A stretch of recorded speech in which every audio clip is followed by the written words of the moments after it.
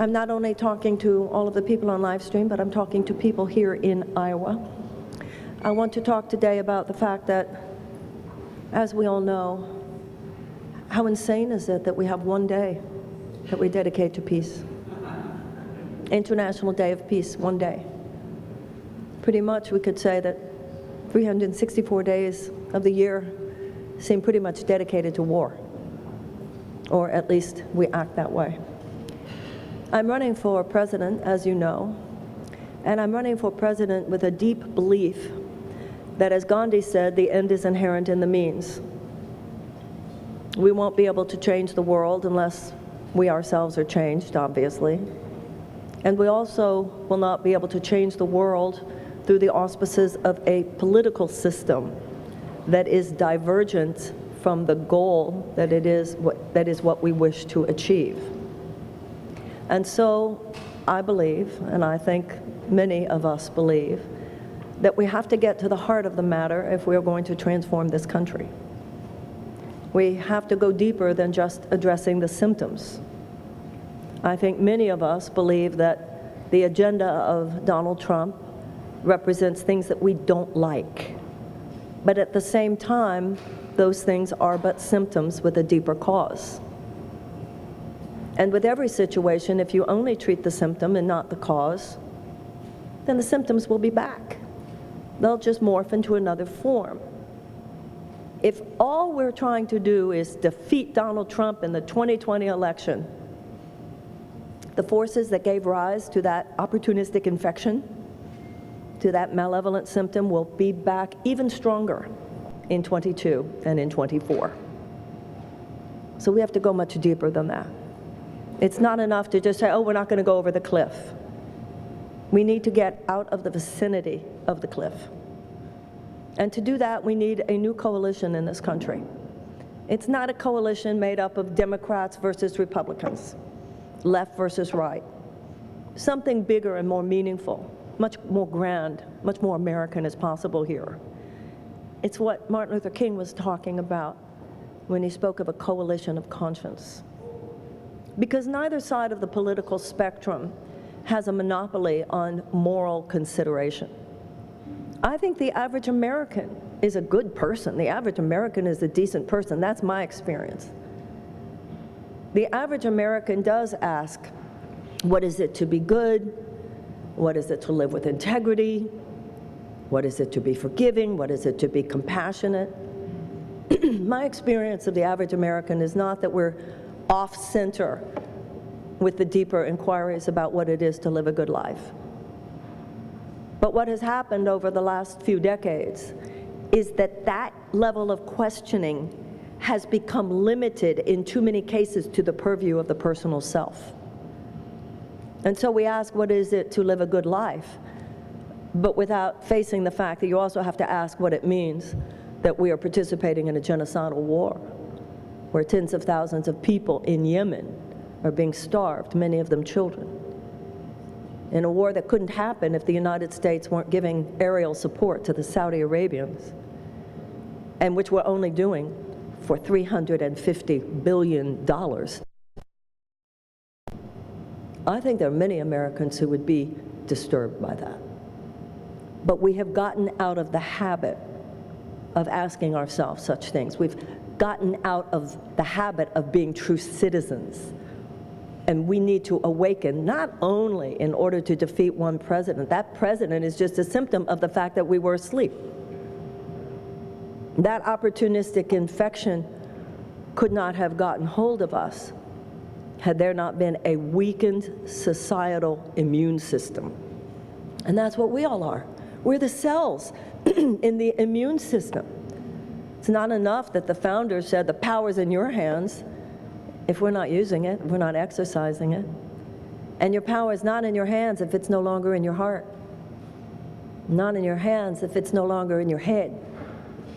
If the principles of self-governance and American democracy and all these aspirational, enlightened principles, and they are aspirational and they are enlightened, but if all they are is written on marble walls somewhere, written on parchment behind glass somewhere, but no longer in our hearts, then for all intents and purposes, they're dead.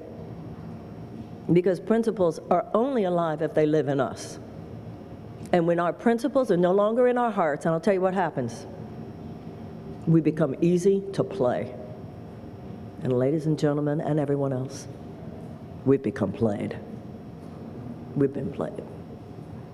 But life really isn't just about what happens to us. Life is also about who we choose to be in the space of what has happened to us. And for many of us, on the right and on the left in this country, we know that when we're in a situation, and I think the point here is that this is as true of a country as it is true of individuals, because all that a country is a group of people. So whether it's a person or a country, if you know you're in trouble, and you know, wow, we're in a pickle now, and we are in a pickle now, we're going to have to do more than just change things on the outside. We're going to have to look deep. We're going to have to do the same thing in order to achieve outer peace that we have to do in order to achieve inner peace. I know I've been in situations, and I'm sure we all have. I want to pick up the phone and call someone, to process with someone something that I'm going through that maybe I'll feel better. But something in me knows, you know what? There's no one left to call. You've already had those conversations. Now you need to go inside. And you're going to have to do the work. You're going to have to put the mirror in front of your face. You're going to have to ask yourself, what part did you play in all this? What was your part in these disasters? Because you can talk to a lot of people and say, well, 90% of it was their fault, Marianne. But you're going to have to look and ask yourself, what was the 10% of it that was mine? I'm going to have to see where I have been and where I have not been who I say I am. Where I am and where I am not living the principles on which I purport to stand. Where I do and where I do not have to atone for some things. And in the places where I need to atone for some things, where do I need to make amends? Where do I need to stop playing victim? Where do I need to envision a better possibility? Where do I need to let go of the past? And where do I need to be willing to change? That is what the United States of America needs to do.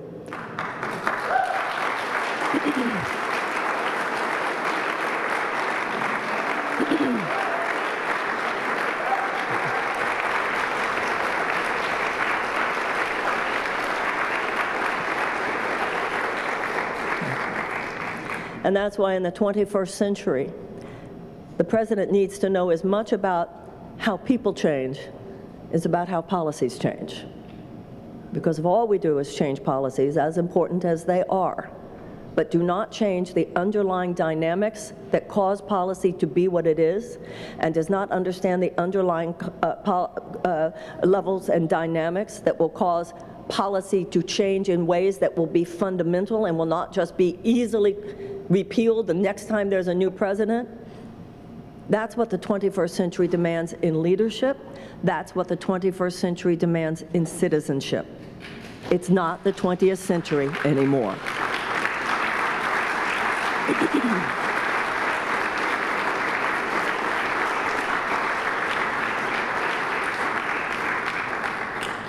In the richest country in the world, 40% of our people live with chronic economic anxiety. In the richest country in the world, 43 million Americans are hungry. That includes 13 million children. In the richest country in the world. In the richest country in the world, we have millions of American children who go to school every day, asking their teachers if maybe they have some food for them.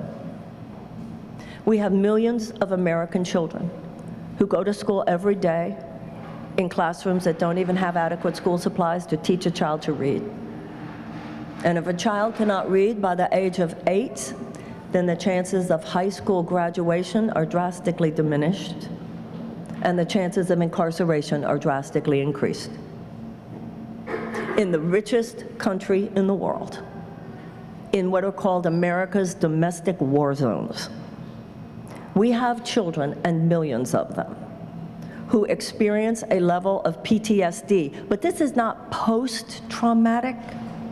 This is present traumatic, triggered and re-triggered every day, that psychologists say is no less severe than the PTSD of a returning veteran from Afghanistan and Iraq. We have a political system that has normalized their despair. They're not old enough to vote, so there's no constituency there. They're not old enough to work, so there's no financial leverage there. How can they compete with the cloud of all the corporate money that dominates Washington every day? But we think this country's going to transform and just ignore all that. You think that's going to work, do you?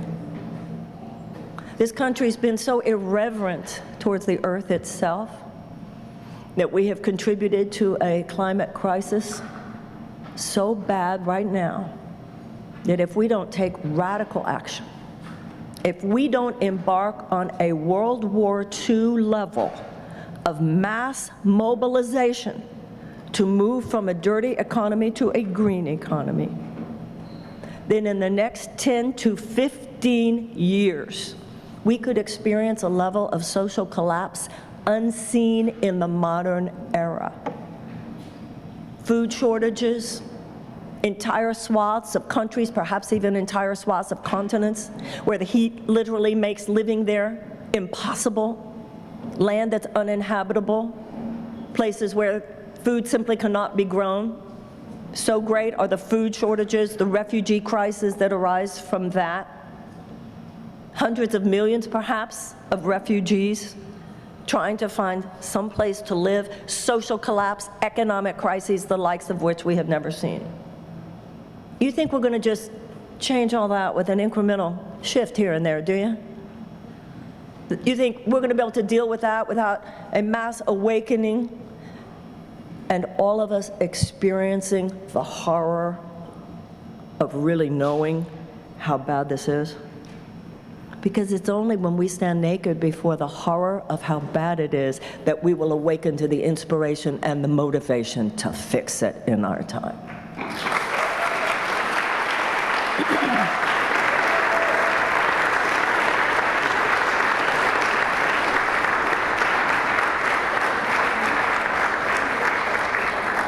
We have a national security agenda that is driven basically along the principle of endless preparation for war. That'll do it. We'll just back up into peace someday. $750 billion a year on a military budget,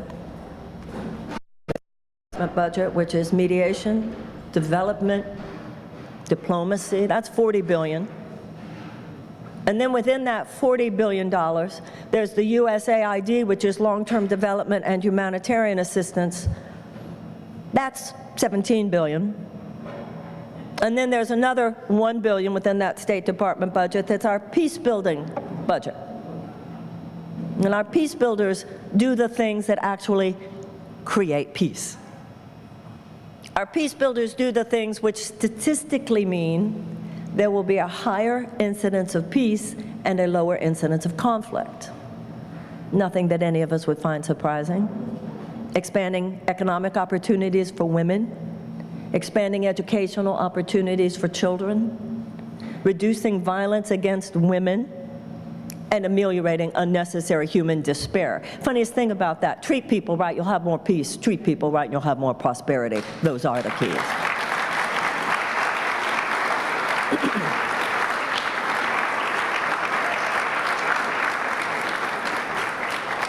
We should see large groups of desperate people as a national security risk.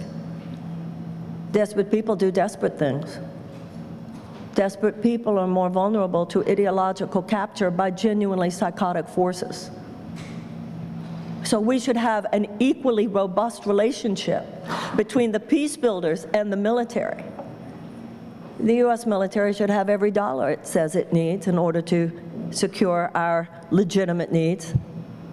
But anybody who thinks that our military budget is based only on what the military says they need is either willfully or unwillfully ignorant of what's going on in this country.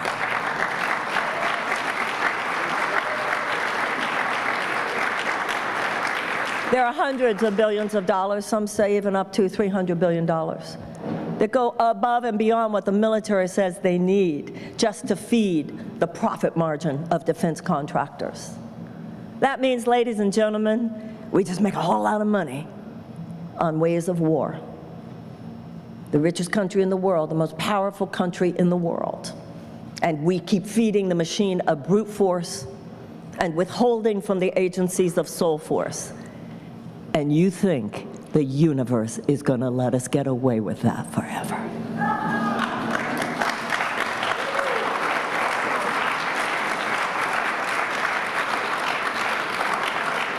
Thomas Jefferson said, "I tremble for my country when I consider God as just, and that his justice will not sleep forever."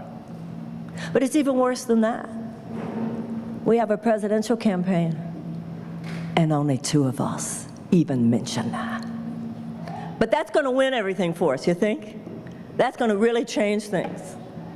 A campaign, a conventional political conversation where we don't talk about the things that are really, really uncomfortable. We don't have to. We just talk about what they say we should talk about. We've become Stepford citizens. And we think we're going to be able to really transform this country without looking at those shadows underneath. You can't change a country any more than you can change an individual life. You cannot have the future you want, whether you're a country or an individual, unless you're willing to clean up the past. We're a good country and we're good people. We have some really, really bad stuff in the past. And we've cleaned some of it up. This is not to denigrate or in any way to minimize the struggles or the successes of our generation, the generations before us, black or white.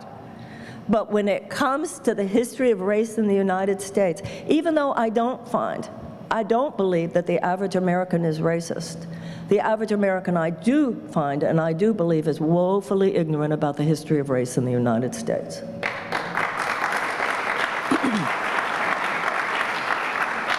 But what I do find when I travel this country, because we're a good people, what I find in the whitest states in this country is that when people do get that little American history class that we all maybe learned but didn't learn all of it, and even if we learned all of it, it was so long ago, and nobody really is out there talking about it, although we need to talk about it. The first slaves were brought here in 1619. Slavery was not abolished till 1865. That 250 years of slavery was followed by another 100 years of institutionalized violence against black people in the United States. What do you think lynchings were, if not domestic terror? What do you think Ku Klux Klan was, if not domestic terror? The black code laws by which Southern legislatures ensured only subpar political and social and economic opportunities for black people. In 1964, the United States Congress signed and the President passed and the President signed the Civil Rights Act. Very important. That dismantled segregation. In 1965, Congress passed and the American President signed, Lyndon Johnson signed, the Voting Rights Act, which gave black people equal access to the polls. Now being chipped away at by the John Roberts Court since 2013, which is why we have all these voter suppression efforts. But I think we would all agree that if you have been kicking people, if you've been kicking people to the ground, and I think we would agree that 350 years of kicking people is kicking them to the ground, you have a moral responsibility. And that moral responsibility does not end with, I stopped kicking. Then you gotta say, here, let me help you get back up.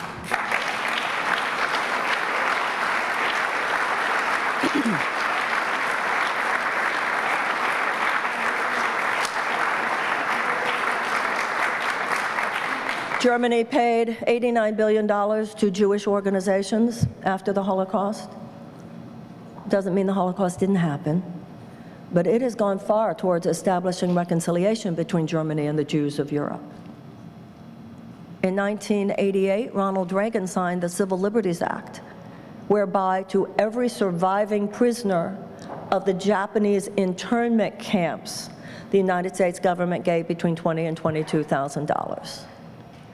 Ladies and gentlemen, there is a turbulence, there is a racial turbulence that all we do is pass one generation to another. I want to preside over a season of repair in this country. Americans are hardwired for great things, not small incremental things. Reparations and race-based policies. Race-based policies is economic restitution, but in a way it's a continuation of the same paternalistic patterns. I messed with you and now I'll tell you how I'm going to fix you. Reparations is different. It carries moral force because it carries an inherent mea culpa, an inherent acknowledgement of a wrong that has been done, of a debt that is owed, and the willingness on the part of a people to pay it. CBS did a study. If Black Americans who have the same level of professional and educational achievement as whites earned as much money as whites, our economy would be $1.5 trillion larger. So let's be very clear. If we pay between $200 and $500 billion to be dispersed over 20 years to a reparations council made up themselves of descendants of slaves, so that it's theirs to decide, within a stipulation that the U.S. government means projects of economic and educational renewal. This will not be a debt. This will be an asset. This will be a benefit. This will be an economic stimulus. And even more than that, our generation will know we had a problem, and on that and on a lot of things, we rose up and we fixed those problems.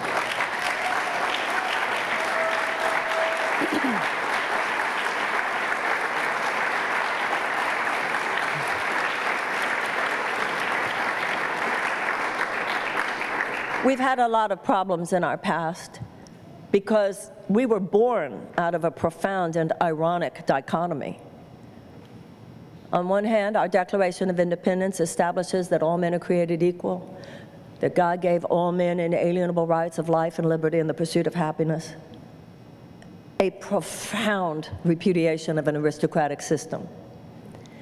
But 41 of the signers, 41 of the 54 or 56, I forget which, 41 of them were slave owners. So we've always been this polarity. Every generation has played it out. Every generation has had those whose hearts are enlivened and ablaze with the possibilities of a society in which anybody can be who they are, pursue happiness the way they want to pursue happiness, spread their wings, be whatever, whoever they want to be, as long as it doesn't hurt anybody else.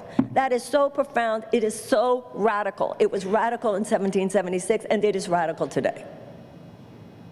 But there have always been, from the very beginning, and there are today, just like in every generation, those forces which do not find that idea attractive, usually for their own economic purposes, and who have been willing to do even the most heinous and wicked things to make sure those things do not come to pass. But if you look at the narrative of American history, we tend to self-correct. We had slavery, but then we also had abolition. We had the oppression of women, but we've also had two major waves of feminism and the women's suffragette movement. We had segregation and institutionalized white supremacy, but then we also had the civil rights movement. This is the thing, ladies and gentlemen. In none of those cases did the U.S. government wake up one day and decide to correct itself. The U.S. government didn't wake up one day.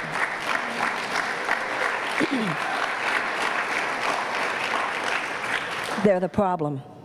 They're not the answer. The U.S. government didn't wake up one day and say, hey, let's end slavery. No, it was the abolitionist movement. People rose up and people stepped in. The U.S. government didn't wake up one day and say, let's give women the right to vote. That's not what happened. With the women's suffragette movement, the people rose up and the people stepped in. And with the civil rights movement, the U.S. government did not wake up one day and say, let's desegregate the American South. That's not what happened. With Martin Luther King and the civil rights movement, the people rose up and the people stepped in. And now, ladies and gentlemen, it's the same situation all over again. We're not the first generation to have to face these iterations of basic royalism and aristocratic functioning.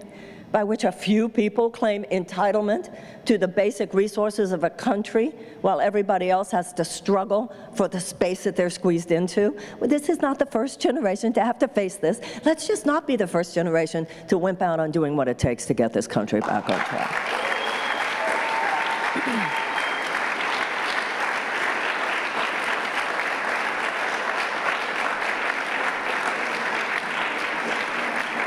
But we're told to believe that only people whose careers have been entrenched for decades in the limitations of the mindset that drove us into this ditch should be considered qualified to lead us out of it.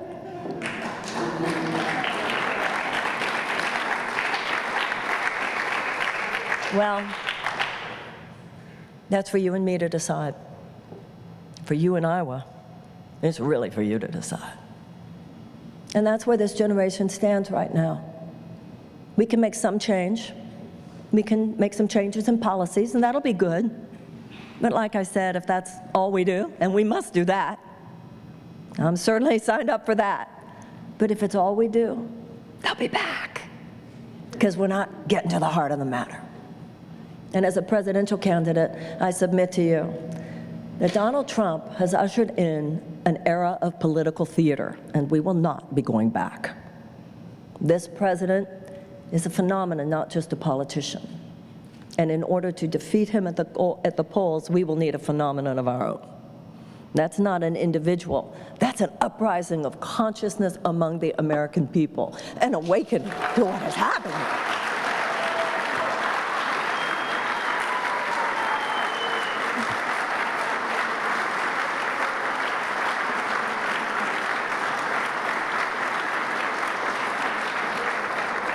And when we do that, when we once again imbibe, you know, in the Jewish religion it says every generation must discover God for itself.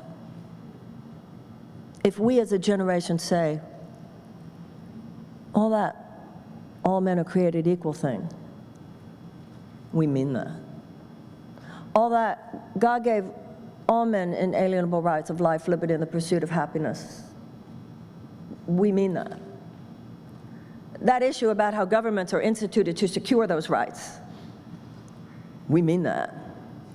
And then really the juicy part, if government's not doing its job, it's the right of the people to alter it or to abolish it.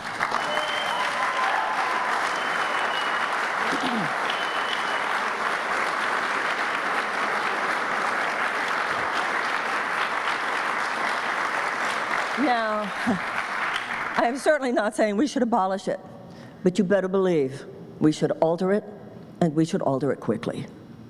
John F. Kennedy said, those who make peaceful revolution impossible make violent revolution inevitable. Whether you're talking about those millions of American children and what will happen to them in 20 years if we do not rescue them, when you're talking about the racial turbulence that is underneath the bottom of things in this country, when you're talking about this endless agenda for war that continues and continues and continues, and when we are talking about an irreverence towards the earth that has taken us to such an amazing crisis that if we do not deal with it, there is a possibility of our species itself not being habitable, oh, you better believe things are going to change. But I once read, it's not up to you what you learn, it's only up to you whether you learn through joy or through pain. This country's going to learn a few things, and I suggest we learn them through wisdom. We learn them through nobility. We learn them through intelligence. We learn them because we woke up in time. Many people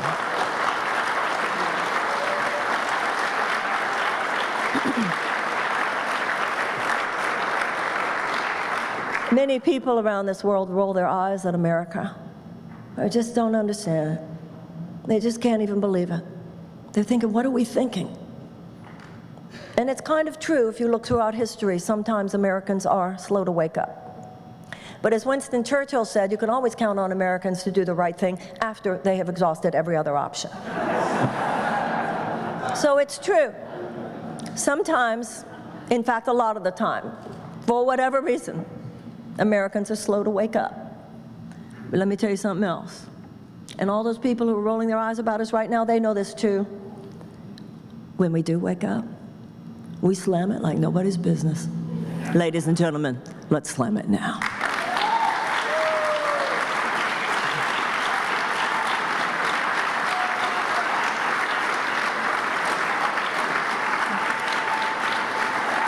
Thank you. Thank you. Thank you.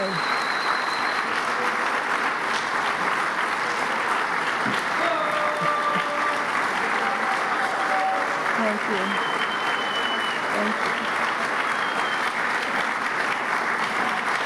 Thank you.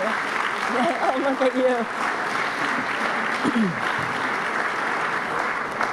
And so today is the International Day of Peace.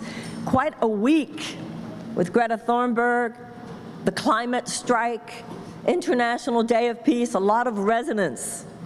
We know what happens when some people with some racist and bigoted and homophobic and anti-Semitic, xenophobic, Islamophobic ideas get together and then wrap all that collective energy up in a political container. We know how dangerous that is.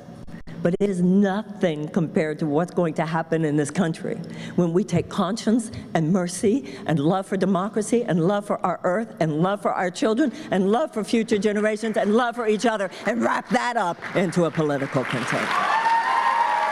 Yeah.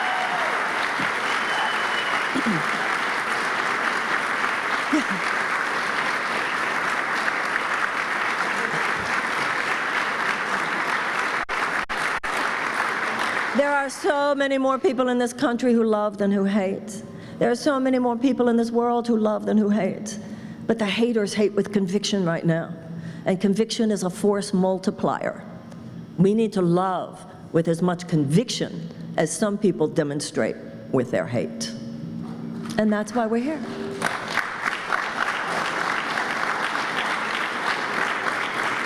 If we're going to do that, we're going to have to do more than just love our own children. We're going to have to love children on the other side of town, and we're going to have to love the children on the other side of the world. And if we're going to do that, we're going to have to do more than just say, oh, I want peace, not war. But I really don't want to have to look at the military budget. I really don't want to have to look at the military-industrial complex issues. I really don't want to have to look at the money made by the nuclear industry just so that we build more bombers that drop nuclear bombs while children are so hungry in this country. No, we're going to have to get serious about peace. We have to declare peace. War is the absence of peace. Peace is not the absence of war. You don't just take medicine. You have to cultivate health. You can't just fight war. You have to cultivate peace. And so we come together today to do that. It's so wonderful that it's the International Day of Peace. Just like the climate strike yesterday, there were people all over the world. This is the power of the 21st century. All over the world, we are participating.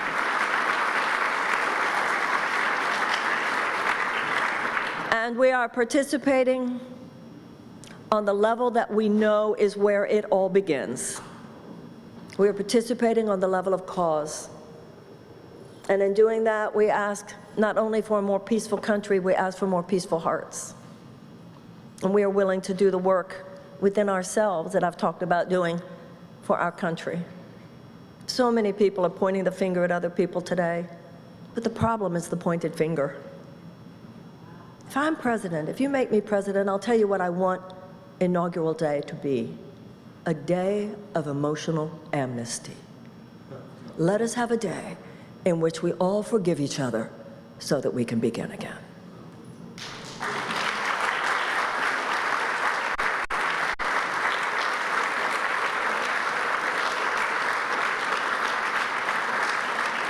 So let us begin today with all the other millions of people. I'm going to lead us into a meditative place where I invite you to speak your word if your word needs to be spoken.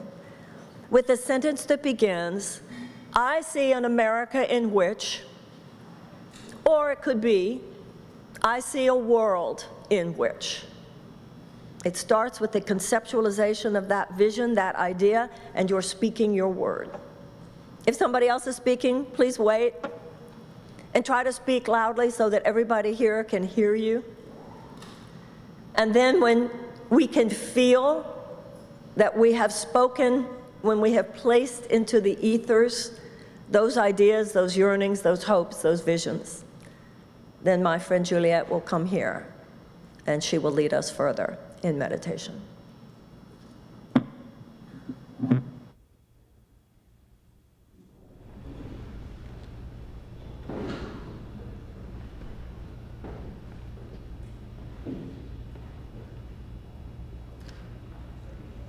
Entering into a place of peace and love within our hearts.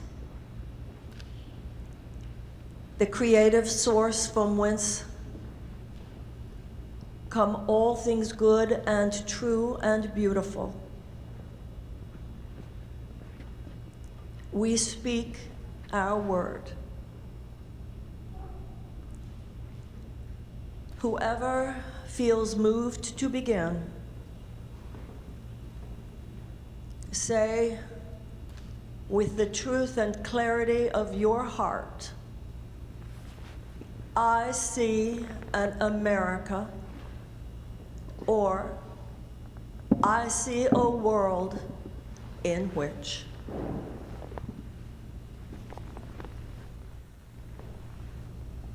I see a world in which there's truly harmony and diversity.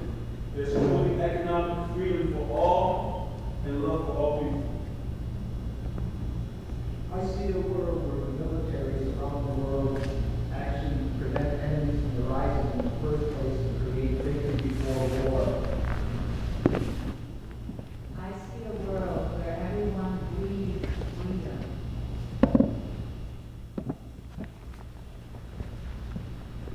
I see an America where everyone knows that they matter.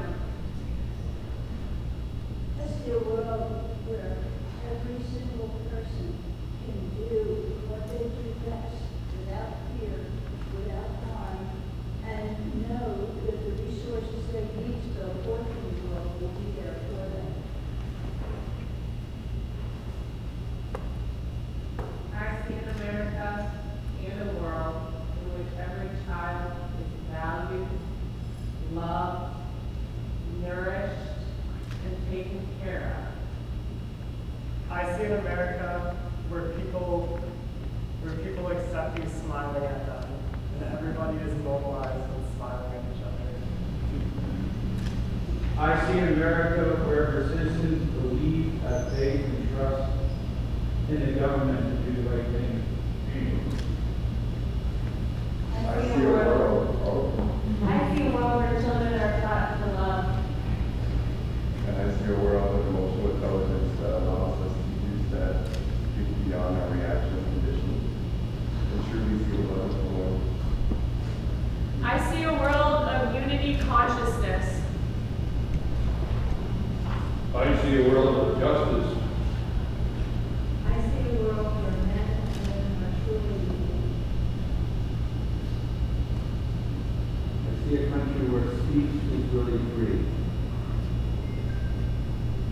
I see a world where people live from the wisdom of their minds.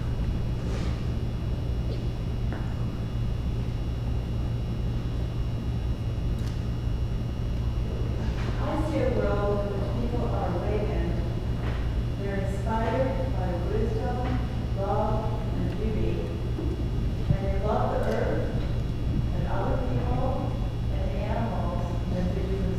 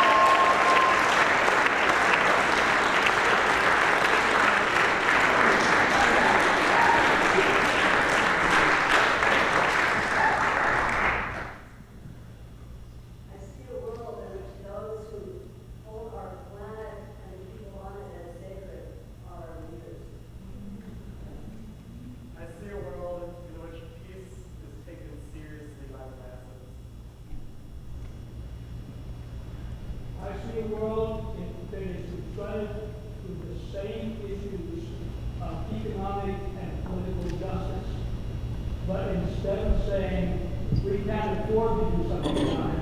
We say, let's think together about how we can do something about it. I see a world where pain and suffering is released from every single soul on this planet Earth.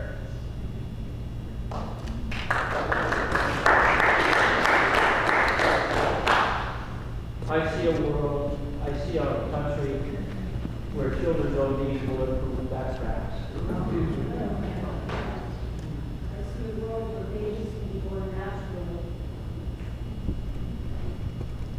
I see a world where we lean out of our vulnerability instead of our arrogance. I see a world where inner beauty is valued more than materialism. I see a world where every neighbor loves every neighbor as himself. I see a world without fear.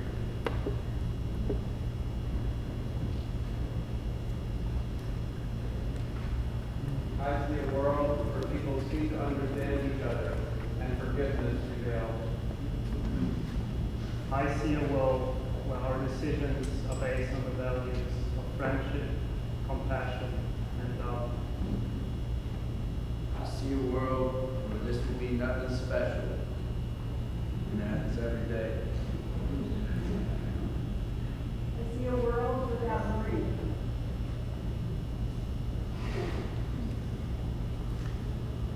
I see a world that values trust.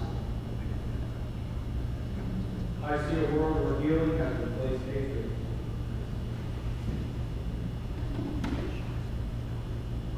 I see a world of clean energy, where all the other species and animals on the earth and plants thrive. I see a world where every soul is free to be who they choose to be.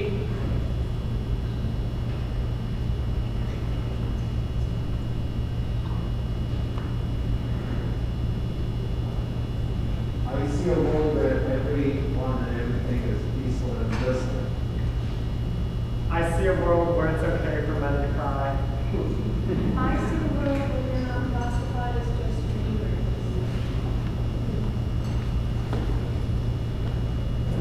I see a world where the waters flow and are all safe to drink. I see a world where we're celebrating life every day. I see a world where television doesn't tell lies to your vision anymore.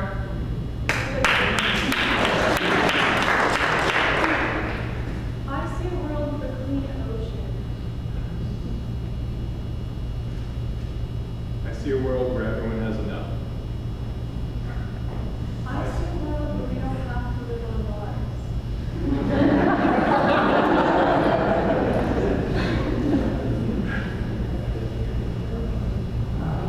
I see a country warming up, heating up, to a point where our veils will all fall, and we'll realize that warmth is the love of the earth, and with this, it will warm the rest of the earth. I see a world where children are not turned into zombies.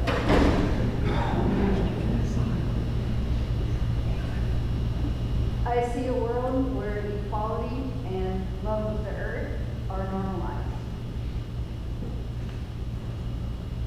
I see a world where the power of God starts the fire of love in the heart. I see a world where we love our neighbors as ourselves. I see a world where people are experiencing humility and takes the Lord as our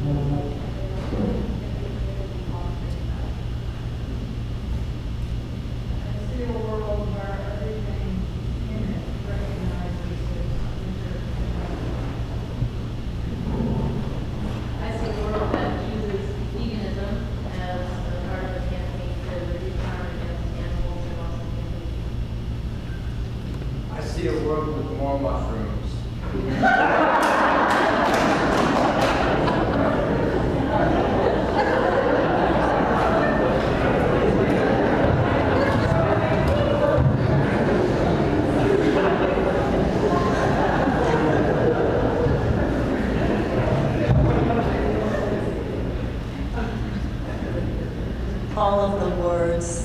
have been spoken. Not totally sure about the last one. Just won't comment one way or the other. All of these words, all of these descriptions, all of these visions promote the vision of a world at peace. And we take this moment to remember that there are those watching who spoke their words, and people all over this world who on this day and in their own way are praying for peace, are standing for peace, and are striving for peace. On this day, let us dedicate ourselves. Let us dedicate our lives. And let us dedicate our country to the purposes of peace, to all that is good, to all that is true. And as each of us, within our own hearts and in our own way, look to the creative source from whence peace comes, now we gather in that deeper place, in that perfect place, that place within the human heart, deep within the human psyche.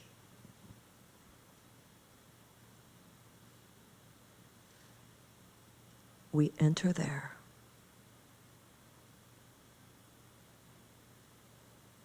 We enter there.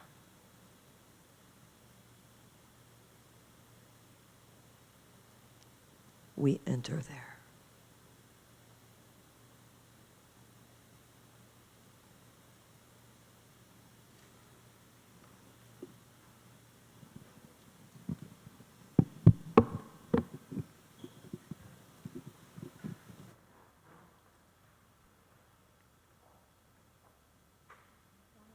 Meditate for 10 minutes.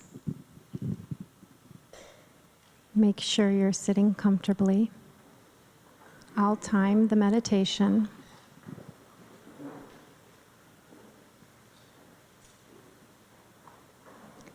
Let's close our eyes.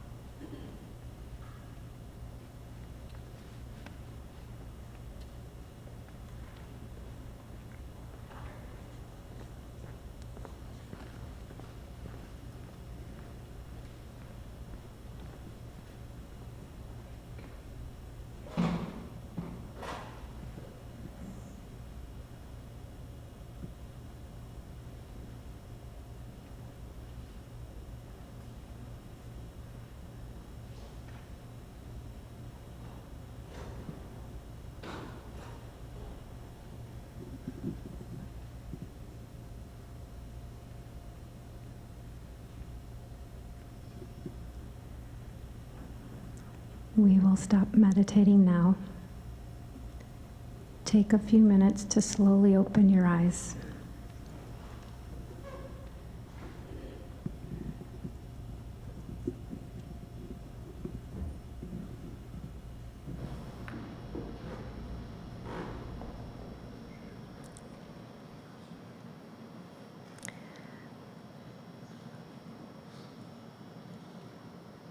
When we were children, we sang the song, "And crown thy good with brotherhood."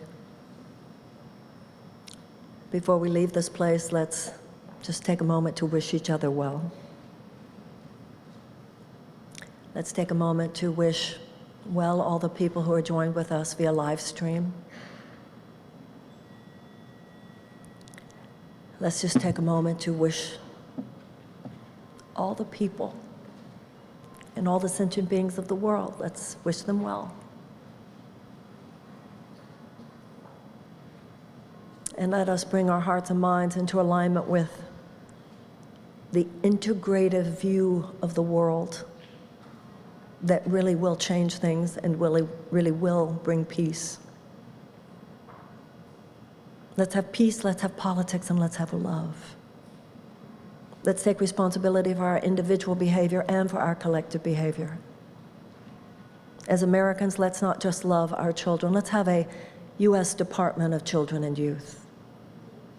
Let's not just love our earth. Let's have a massive mobilization to save it and repair it.